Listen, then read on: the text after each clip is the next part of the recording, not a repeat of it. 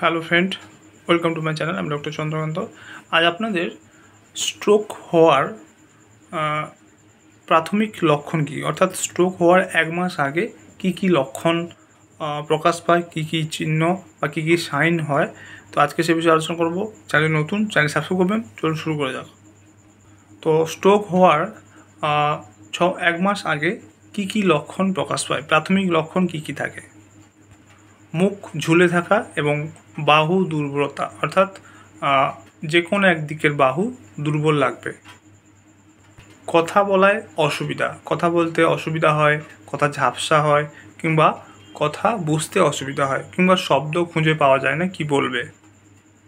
হঠাৎ তীব্র মাথা ব্যথা, অর্থাৎ কোনো কারণ ছাড়াই হঠাৎ করে তীব্র মাথা ব্যথা শুরু হয়। এরপর হচ্ছে দৃষ্টি সমস্যা, অর্থাৎ ঝাপসা দৃষ্টি, দ্বিগুণ দৃষ্টি, অথবা এক চোখে কম দেখা, এছাড়াও নানা রকম দৃষ্টি সমস্যা সৃষ্টি হয়। এরপর হচ্ছে মাথা ঘোরা এবং ভারসাম্য হারানো, অর্থাৎ হাঁটতে হাঁটতে ভারসাম্য হারানো, মাথা ঘুরছে।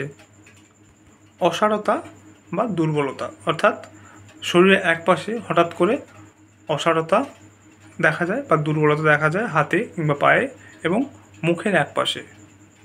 এরপরে হচ্ছে নড়াচড়া করতে অসুবিধা বা হাঁটাচলা করতে অসুবিধা হয়। কিছু কিছু ক্ষেত্রে অজ্ঞান হয়ে যাওয়া বা খিঁচুনির মতো সমস্যা হতে পারে। তো এগুলো হচ্ছে স্ট্রোক হওয়ার পূর্ববর্তী লক্ষণ।